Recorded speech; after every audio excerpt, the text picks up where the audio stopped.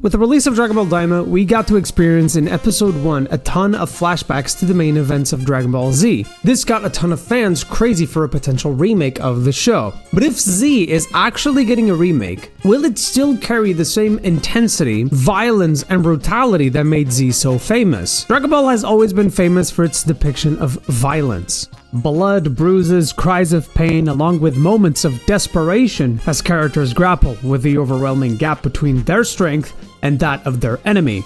It's a very raw and animalistic way of presenting violence. It has always been an anime about pushing yourself to the limit, and how it is through hardship and training that we can improve ourselves. But even then, Goku is a character that fights as a means of defense, or just for the pure joy of fighting, but never really as a means of aggression. He avoids killing as much as he can, and at the same time, he shows tremendous respect to both his allies but also his enemies. And if a remake of Z is actually on the cards, I doubt that this type of violence is going to be shown in the same light. Just by looking at Dragon Ball Super or even the most recent Broly movie, you can tell exactly what kind of direction we are going for. Everything is just a lot more clean and soft. There's no blood or dismemberment. But it's not really only about that. There are certain scenes in Z that really push you to make you feel like you should not really mess with these villains, or just to showcase how evil they can actually be. A great example on this is Frieza.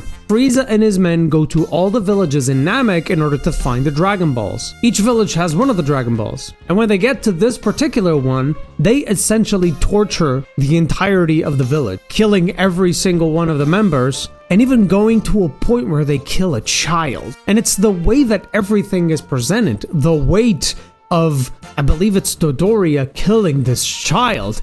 Honestly, it was kind of a shock to me, even when rewatching this. Scenes like this actually help you a lot to understand that these guys are ruthless. You do not want to mess with them.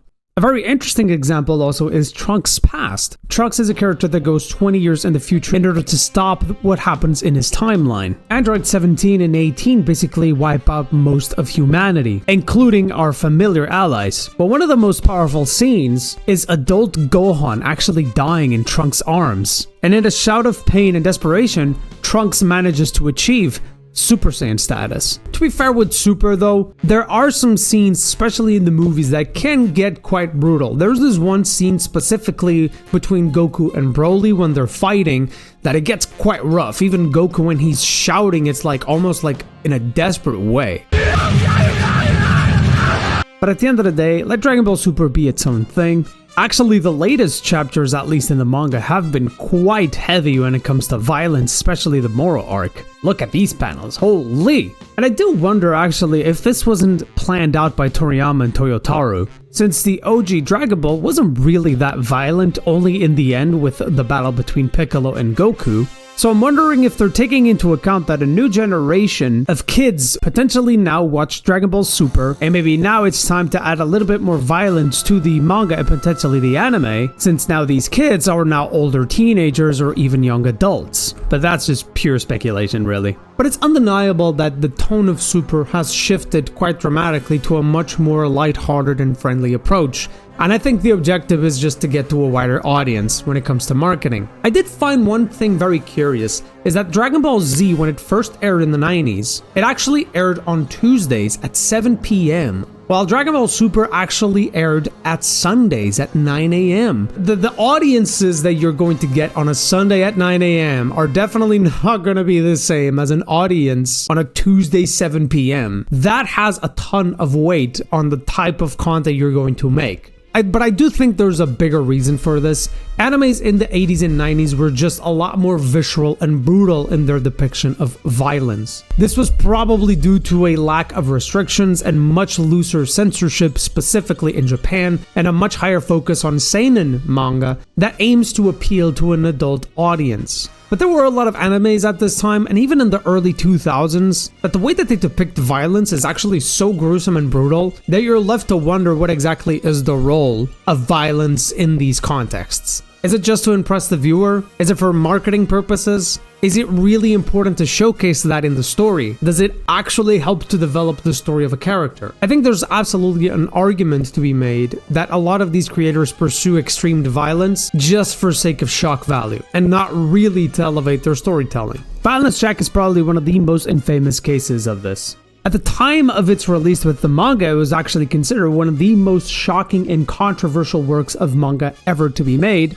with the anime following suit. It depicts some of the weirdest and brutalest things you could ever see in any of anime history, and it's one of those animes that really makes you question the role of violence in storytelling. I guess bad publicity is good publicity? But since then, the anime market has become a lot more consolidated, with a lot more restrictions, rules, and marketing checkboxes that need to be checked in order to appeal to a bigger audience. It's important to say that there are still plenty of animes that are very violent. Jujutsu Kaisen, Attack on Titan, Devilman Crybaby are just some of the few animes that do have a lot of violence and gore to them. I just don't believe that they are as predominant as they were in the 80s and the 90s. It's just that it's a lot harder to sell those types of products on how the market is positioned right now. I do believe that all of this pushed Dragon Ball to be a lot more tamed in the way violence is depicted in its anime form. I do think that this is kind of becoming an issue. I think the market is becoming too restrictive, and this hinders quite heavily the creativity of artists. Violence is inherent to being human. It's a part of our history and our collective culture. Violence is just another way to help you develop your own characters. When it comes to the animation world, I think Studio Ghibli is actually one of the best examples on this. Even though Hayao Miyazaki has stated before how he hates violence,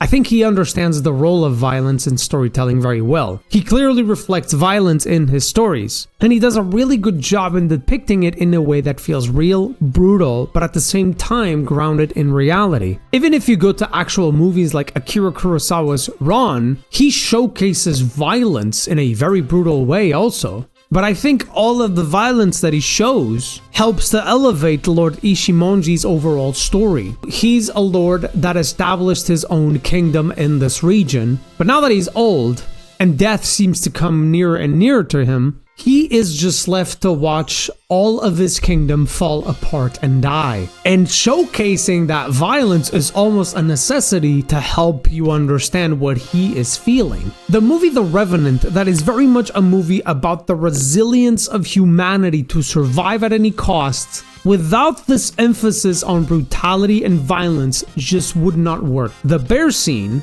pretty much tells you everything you need to know about the movie. But why am I giving you all of these different examples that are not related to Dragon Ball Z? Well, I think Dragon Ball Z fits in the same sort of category to all of these movies and mangas. Dragon Ball Z's push for violence is a necessity that helps the character's story and growth through hardship, struggle, blood, sweat, and tears. Always with the objective to overcome new obstacles. And can they showcase it without it? Of course they can. They've done it with Super. And even Dragon Ball Kai has actually suffered a ton of censorship when it was released. The only thing that I'm arguing here is that the message, the impact of what you want to showcase is simply not going to be delivered in the same sort of emotion and power without that brutality and that violence being showcased to us. But at the end of the day, we don't even know if we're going to get a Dragon Ball Z remake.